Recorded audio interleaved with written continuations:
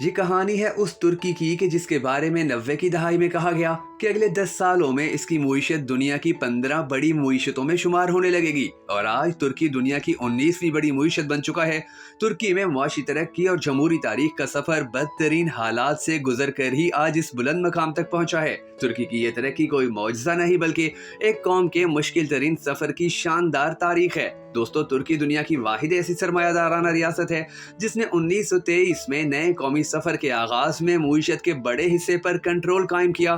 یہ اصول مصطفیٰ کمال پاشا کے بنیادی 6 اصولوں میں سے ایک تھا۔ اس اصول کو بہت سے ماہرین نے اسٹیٹ ازم نام بھی دیا۔ اس وقت مصطفیٰ کمال پر ریاست کی معیشت پر کنٹرول حاصل کرنے کی بڑی ذمہ داری ڈالی گئی تھی۔ ترکی کی جدید تاریخ کا آغاز 80 سال پہلے اس وقت ہوا کہ جب خلافت عثمانیہ کا سفینہ ناخداؤں نے ڈبو دیا تھا۔ ترک فوج کی 7ویں کور کے کمانڈر مصطفیٰ کمال اتاترک نے خود کو سنبھالا۔ وہ اول و آخر ایک ترک ہی تھا۔ حالات کے ساحل پر کھڑے اتاترک نے ڈوبتی ہوئی ناؤ کو دیکھا اور فیصلہ کیا کہ سلطنت عثمانیہ کے بادشاہ ڈوبتے ہیں سو ڈوبیں، مگر ترک افواج کو میں منظم کر کے دشمن کی اینٹ سے اینٹ بجا دوں گا۔ وہ استنبول میں تھا تو خلیفہ عبدالحمید کے خلاف جاری سرگرمیوں میں اس کا ہاتھ نظر آیا۔ اس جرم کی پاداش میں اسے جیل کی سلاخیں دیکھنے پڑ گئیں۔ مصطفیٰ کمال ویسے ہی سلطنت عثمانیہ پر خار کھائے بیٹھا تھا۔ جیل نے جلتی پر تیل کا کام کیا۔ قید و بند کے اس عرصے نے مصطفیٰ کمال اتاترک کو یکسوئی کے ساتھ سوچنے کا وقت فراہم کیا۔ اپنے تئیں اس نے کئی باتوں پر غور کیا۔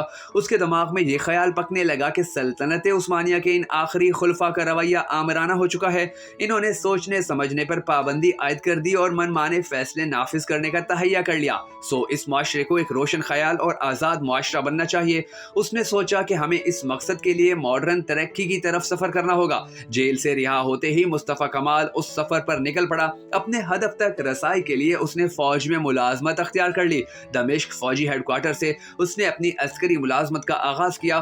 اس دوران جمعیت اتحاد و ترقی کے ان رہنماؤں سے اس نے مراسم بڑھا لیے جو نئے ترکی کی تشکیل کے لیے خفیہ یا اعلانیہ پروگرام رکھتے تھے۔ دوسری طرف جنگ بلقان میں اپنی عسکری مہارت کا بھرپور مظاہرہ کر کے خود اس نے ایک جرأت مندان اور بہادر کمانڈر کے طور پر بھی منوا لیا۔ پہلی جنگ عظیم کے آغاز پر وہ ملٹری اتاشی کے طور پر کام کر رہا تھا، مگر اس کے اندر کا فوجی اگلے محاذوں کے لیے بےتاب تھا۔ 1915 میں اس نے سربراہان سے درخواست کی کہ مجھے فوج کے کسی دستے کی کمانڈ دے کر اگلے محاذوں پر بھیج دیا جائے۔ مصطفیٰ کمال کا ٹریک ریکارڈ دیکھتے ہوئے درخواست منظور کر لی گئی۔ اس کی تعیناتی آبنائے باس فورس کی طرف کی گئی، جہاں انگریز اور فرانسیسی افواج سے انہیں سخت مار کا درپیش تھا۔ اسی سال یعنی 1915 کے درمیان میں چند مہینے کے دوران مصطفیٰ کمال نے فرانسیسی افواج کو پسپا کر دیا۔ اس کے بعد آبنائے فاس فورس کا دفاع ناقابل تسخیر ہو گیا۔ اس ناقابل یقین فتح کے بعد مصطفیٰ کمال کا راستہ روکنا مشکل ہی نہیں ناممکن بھی ہو گیا۔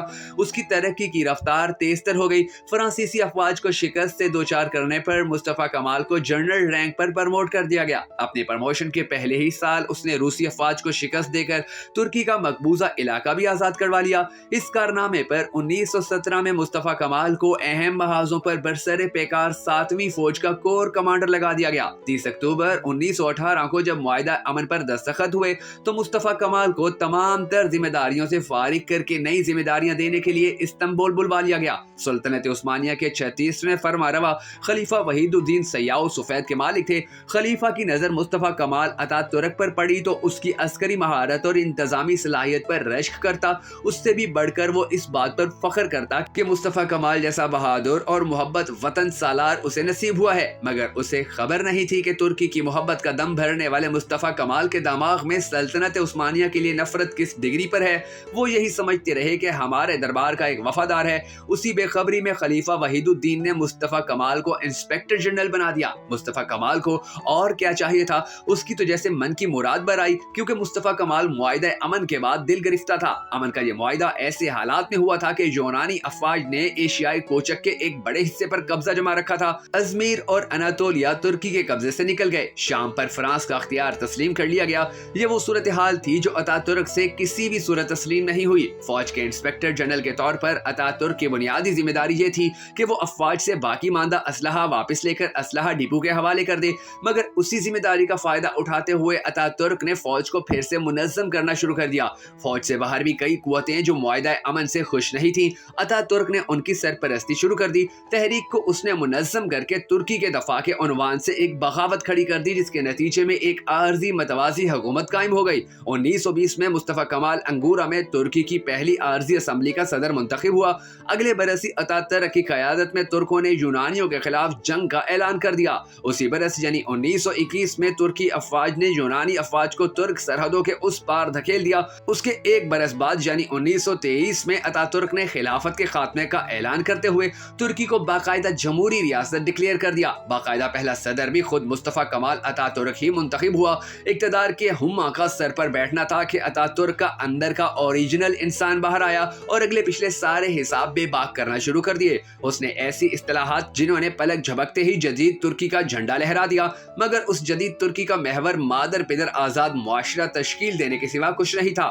فرسٹریشن انتہا پر تھی، سینے میں جو لاوا برسوں سے پک رہا تھا وہ ابل کر باہر آیا، جس نے تباہی مچانے کے سوا کچھ نہیں کیا۔ مساجد اور مدارس پر پابندی لگاتے ہوئے جدید تعلیمی ادارے قائم کرنے کا حکم جاری کر دیا گیا۔ عربی زبان میں اذان اور نماز پر پابندی عائد کر دی۔ حج اور عمرے کو سرکاری طور پر ممنوع قرار دے دیا گیا۔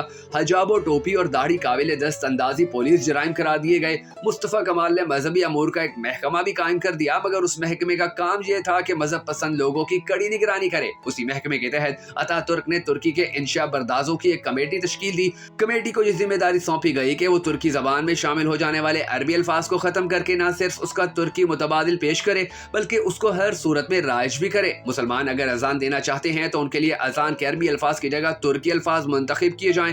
غرض یہ کہ مذہب کو ترکی کی اجتماعی زندگی سے تو مکمل طور پر نکال دیا گیا، البتہ انفرادی زندگی میں اتنی چھوٹ دی گئی جتنی کہ مصطفی کمال کی طبیعت برداشت کر سکتی تھی۔ دنیا کی یہ عجیب حقیقت ہے کہ مذہب کو انتہا پسند قرار دینے والوں کی اپنی انتہا پسندی کا سکیل ہمیشہ دوگنا اونچا رہا ہے۔ عثمانی سلطنت کے خلاف مصطفی کمال کا رد عمل ایک فطری سی بات تھی کہ جہاں تگ و تاز میں اختلاف کو ایک کلیدی حیثیت حاصل ہے، مگر یہ رد عمل مصطفی کمال کو جس انتہا پر لے گیا وہ غیر دانش مندی اور حماقت سے آگے کی کوئی چیز تھی۔ بغاوتیں ہمیشہ غیر متعدل معاشرتی رویوں سے جنم لیتی ہیں۔ اگر معاشرے کے کسی بھی اتا ترک کا خیال یہ ہو کہ سلطنتوں کی انتہا پسندیاں بغاوت کو جنم دیتی ہیں تو ان اتا ترکوں کو سوچنا چاہیے کہ اسی انتہا پر وہ خود کھڑے ہوں تو رد عمل مختلف نہیں ہوگا۔ مصطفی کمال اتا ترک ذہین، چالاک اور اعلیٰ درجے کا شاطر منتظم تھا، مگر جذبات اگر غالب آ جائیں تو بڑے بڑے شاہ سوار بھی اپنے ہی ہاتھوں اپنی دانش کا خون کرنے میں لمحہ بھر کی دیر نہیں کرتے۔ یہی سب کچھ اتا ترک کے ساتھ ہوا۔ جتنا فرق اس نے ترکی اور عثمانی سلطنت کے بیچ روا رکھا تھا، اتنا ہی فرق اگر وہ مسلمانوں میں اور اسلام میں کرتا تو حالات کچھ اور ہوتے۔ اگر کسی مسلمان کا غصہ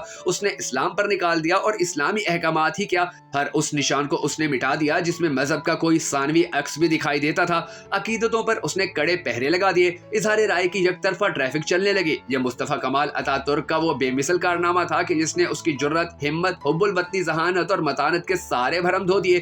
جس انتہا پسندانہ اصطلاحات کی بنیاد اتا ترک نے رکھی، اس نے ترکی کی مجموعی سوچ کو واضح حصوں میں تقسیم کر دیا۔ اس کے بعد یہ ممکن ہی نہ تھا کہ مصطفی کمال بغیر کسی مد مقابل کے میدان میں خیمے لگائے بیٹھا ہو، بلکہ جدید ترکی کے آغاز پر ہی ایک ایسے معاشرے نے جنم لیا جس میں گھٹن ہی گھٹن تھی۔ ترکی کے مجموعی شعور نے بغاوت کا رنگ پکڑنا شروع کر دیا۔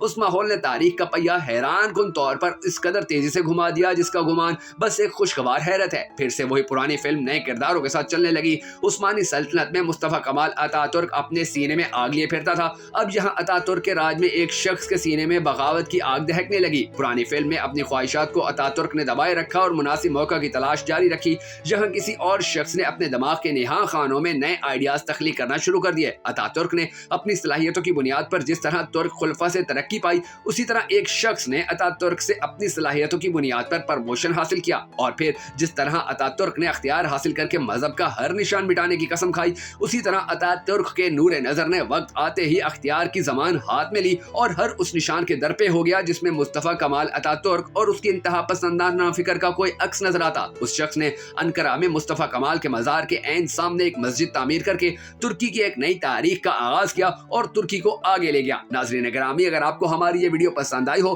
تو ہماری حوصلہ افزائی کے لیے اسے شیئر ضرور کر دیجیے گا۔